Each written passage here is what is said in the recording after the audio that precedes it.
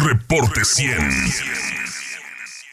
El presidente Andrés Manuel López Obrador anunció esta publicación del decreto. Las 7 rutas que se concesionarán serán México, Veracruz, Coatzacoalcos, Tren Interurbano AIFA Pachuca, Tren México, Querétaro, León, Aguascalientes, Tren Manzanillo, Colima, Guadalajara, Irapuato, Ruta México, San Luis Potosí, Monterrey, Nuevo Laredo, Ruta México, Querétaro, Guadalupe, Tepic, Mazatlán, Nogales y Aguascalientes, Chihuahua y Ciudad Juárez. Benjamín Alemán Castilla es socio fundador de Altrac y ex titular de la Agencia Reguladora del Transporte Ferroviario, y le agradezco que nos acepte una llamada esta mañana. Benjamín, ¿cómo está? Buenos días. ¿Qué tal, Juan Carlos? Muy buenos días, muchas gracias por el espacio. ¿Cuándo fue la última vez que usted viajó en tren aquí en México, Benjamín? Bueno, la última vez que viajé en tren cuando estaba en la agencia ferroviaria, precisamente ahí tuve la oportunidad de hacer algunos recorridos en el tren ejecutivo de la entonces Kansas City Southern, sí. También en las vías del sureste. Propiamente el tren de pasajeros en los 90, antes de la privatización, me tocó viajar de la Ciudad de México a Guadalajara de noche también. Sí, ¿por qué desapareció el tren de pasajeros a mediados de los años 90? Fue con el presidente Zedillo. Es correcto. Mira, el sistema de transporte de pasajeros es deficitario por naturaleza en todas partes del mundo y requiere fuertes inversiones de recursos públicos para poder mantenerse y para poder seguir operando.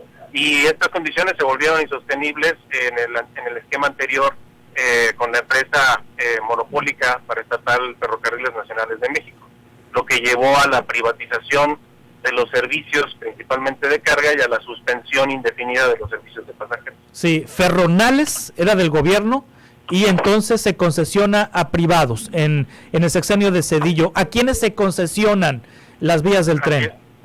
Pues principalmente la primera es a Kansas City Southern, hoy Canadian Pacific, Kansas City CPKC, tiene principalmente la ruta que conecta los puertos de Lázaro Cárdenas en Michoacán y con la frontera en Estados Unidos, en Texas, con Nuevo Laredo, pasando por el Bajío, por Ciudad de México, por Querétaro, por Monterrey, y del otro lado a Ferromex,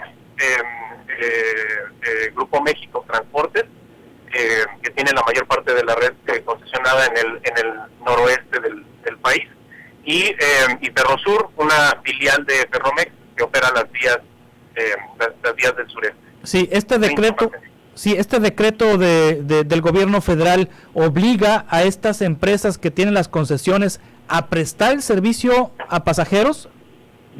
No las obliga, más bien les hace la invitación a que presenten una propuesta si es que quisieran participar, y recalca algo que la ley establece claramente, que es que el transporte de pasajeros el gobierno lo puede impulsar sobre las vías ya concesionadas de carga en cualquier momento. Así se pensó desde el principio, no se había llevado a cabo por me imagino principalmente falta de recursos públicos, pero hoy pues, el presidente está tratando de impulsar el regreso de los trenes de pasajeros y hace esta invitación, pues la verdad bastante restringida en términos de tiempos para reacción de las empresas, pues dando la impresión más bien de que espera una negativa, de tal forma que pueda proceder a la asignación directa al ejército o a la marina para que ellos se hagan cargo de la prestación de este servicio. O sea, significa que la prestación de servicio lo haría el ejército, debido a que las condiciones de mercado pues no van a permitir a los concesionarios actuales prestar este servicio, porque no es viable si no tiene un subsidio estatal. Sí, eso parece ser lo más probable. Digo, habrá que esperar a ver lo que contestan las empresas. CPKC, antes Kansas City, ha manifestado desde hace un par de meses estar en pláticas y en estudios ya para poder lanzar el tren México-Querétaro, pero en un principio manifestaron que es año, lo cual es un tiempo más razonable que los 2 meses que está dando el gobierno federal. Y bueno, pues este deadline, por llamarlo de alguna manera, del 15 de enero, pues se antoja como insuficiente para que pueda presentar un estudio serio de demanda de inversión, de análisis costo-beneficio, ¿no? Sí, ¿por qué dejó de ser un transporte utilizado en los 90s en México el tren de pasajeros? Pues principalmente por su inviabilidad económica. Sí. El gobierno recordemos todos que en los 90, los mediados de los 90 eran momentos difíciles para las finanzas públicas, y el gobierno tuvo que privatizar varios servicios, varias paraestatales, para aligerar la carga de las finanzas públicas y poder sanearla. Entonces, pues esa fue la principal razón. Y como te comentaba, pues el servicio de pasajeros no es rentable para un privado prácticamente en ningún lado del mundo, y eso explicaría por qué los privados no. Sí, ¿es un servicio que en otras partes del mundo presta el gobierno? ¿No? ¿Es un servicio, el de tren de pasajeros, que en otras partes del mundo prestan los gobiernos? Bueno, me disculpan, se está como cortando un poco la comunicación. Benjamín, el servicio de tren de pasajeros, ¿es un servicio que en otras partes del mundo prestan los gobiernos? Sí, o lo prestan directamente o a través de una empresa paraestatal, como puede ser el caso de los Estados Unidos, en donde hay una empresa que se llama Amtrak, que es la propietaria mayoritaria de los servicios de pasajeros, o lo prestan privados, pero con un subsidio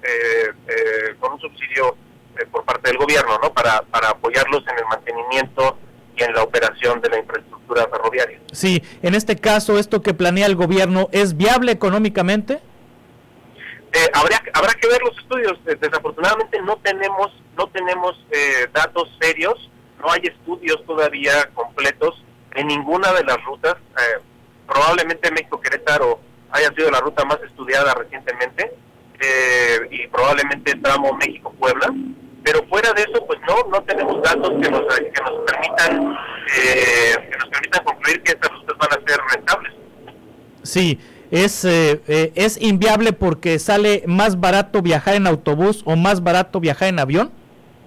Es inviable porque requiere de inversiones muy fuertes, sí, para poderla poner en un nivel mínimo indispensable para poder transportar personas. Sí. Es inviable porque lo que tú les puedas cobrar de tarifa a los usuarios va a ser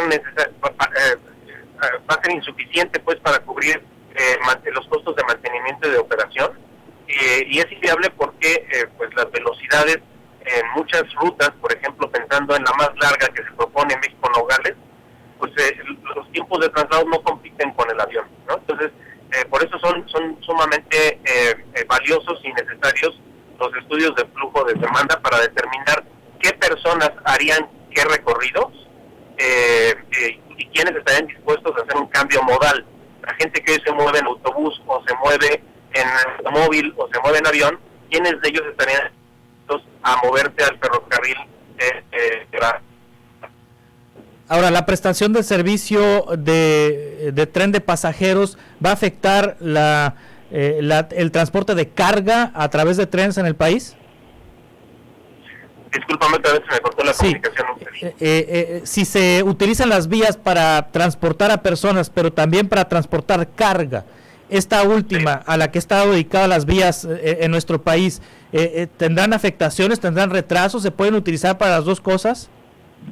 Sí se pueden utilizar para las dos cosas.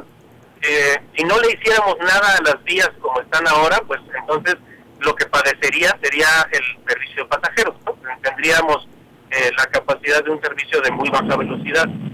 Para poder tener un servicio de pasajeros decente necesitamos adecuar la infraestructura, y esa adecuación de infraestructura pues claramente generaría interrupciones en el servicio de carga, en tanto se lleven a cabo estas obras, ¿no?